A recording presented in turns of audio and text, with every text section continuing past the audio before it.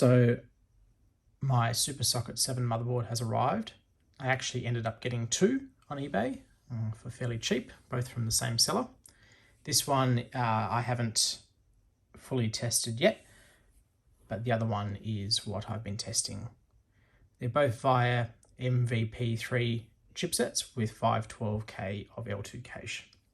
So these should let the processors really shine. So while I'm still building up the full benchmark suite, I've decided to release this video, which is comparing the K6-2 300 running at both the 66 MHz frontside bus and also the 100 MHz frontside bus. Partly because I previously tested this chip at 66 MHz on the SIS board, so I wanted to see how much faster this board was when still running at the same frontside bus. So this chip can either run at 3 times multiplier at 100 MHz or a 4.5 times multiplier at 66 MHz. And this chip's very useful and interesting because it will work on a normal Socket 7 motherboard as well without any problems. As long as you've got 2.2 volts and the motherboard that supports that, it should work. So this is a perfect upgrade for a Pentium 166 MMX. So the frontside bus going from 66 to 100 MHz is about a 50% increase. So it'll be interesting to see how much that impacts the games and benchmarks. You'll notice that these benchmarks are quite a lot higher than the previous motherboard, so don't compare them. I'll release a full set of benchmarks once I've completed. I'd also like to test this with a 400 MHz K6-2 because I believe that's the last one that can run at full speed on a 66 MHz frontside bus. Anyway, let's look at the benchmarks. So the first benchmark I wanted to do was to look at read and write performance of the memory. This will give us a very good view of what the frontside bus increase does to memory throughput. So we can see for the read performance, we've gone from 164 to 208 megabytes a second. So that's a very healthy 27% increase. And the write performance has increased even further with a close to 30% increase. So this is pretty massive, and this is simply changing the jumper settings from 66 megahertz to 100 megahertz. Now, obviously that impacts the communication with the North Bridge and with the memory. So there's quite a lot of areas where it does improve it, but it is very interesting to see such a big increase. The next benchmark here is CPU-Z. Now this is an interesting benchmark because when I was testing this throughout all my tests, it's been very reliable and very consistent.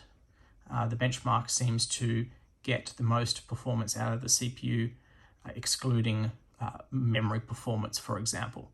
So I think that it's quite a useful benchmark to see what your theoretical maximum performance out of your CPU is, excluding any external factors such as memory and video card and things like that.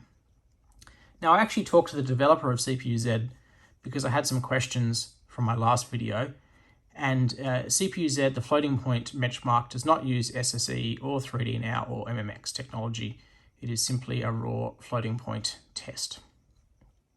So as you can see here, for the CPU performance, it's increased by 4.5%. So not insignificant, but considering we were looking at a 30% memory improvement, this is not a huge improvement. The next result is the floating point performance. And we can see here it's only 0.5% increase. So really, floating point performance has not changed at all, and I'd say that the CPU performance has been fairly consistent. So we've got one benchmark showing 30%, up to 30% improvement, and another showing almost nothing. The next benchmark we have here is CPU mark. This is another fairly theoretical benchmark, and from what I've read online, likes cache, and obviously cache performance is greatly improved when increasing the front-side bus, as the L2 cache is not on the CPU. So when I get around to testing, for example, the K6-3, then the 66 MHz front-side bus will probably not matter as much. But for the K6-2, we can see here a 27% increase, which is very interesting because that matches up very closely to the increase we've got in memory performance. So this obviously loves memory performance as well. So that is the last of the theoretical benchmarks. Let's have a look at a game test and see what we're really looking at. So in this test, we've got Quake 3 running at 640 by 480. And as you can see here, we're getting a 21% increase, almost 22%. That to me is pretty massive. And as I suspected, Quake 3 really does like memory bandwidth and potentially L2 cache bandwidth as well. So we're jumping from 25 to over 30 frames a second simply by jumping up to a higher front-side bus speed. The next test I've got here is 3D Mark 99. This actually increased even more than I expected, so more than Quake 3.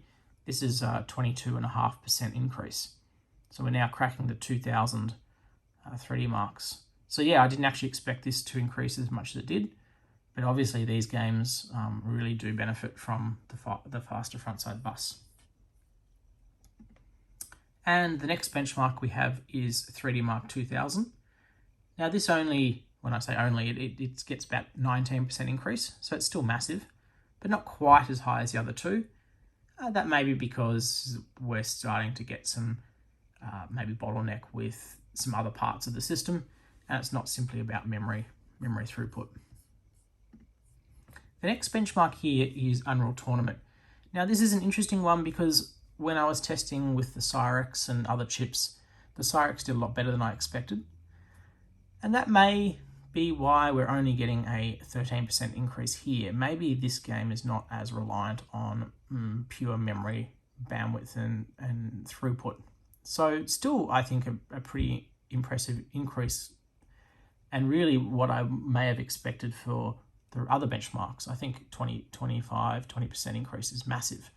So 13% still a very decent increase.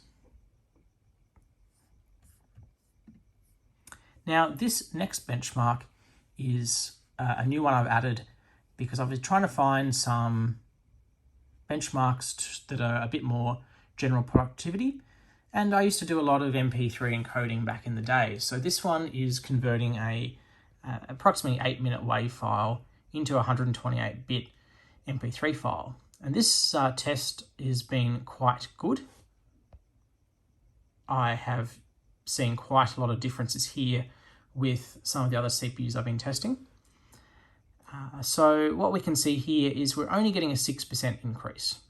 My understanding is this is a very floating point heavy test, and so it seems like the memory bandwidth is not significantly impacted by this. So that's an interesting one, but does explain it. So overall, I think it's very interesting.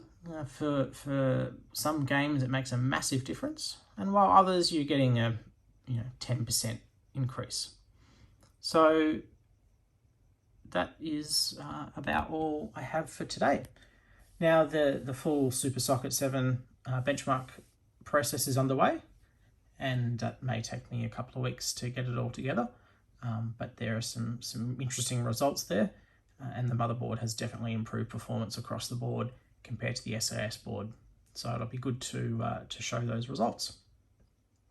Anyway, I hope you enjoyed this look at the front-side bus performance, and maybe in the future I'll try and do a 400 MHz version to see if that makes any difference, which I suspect it will be a similar percentage increase.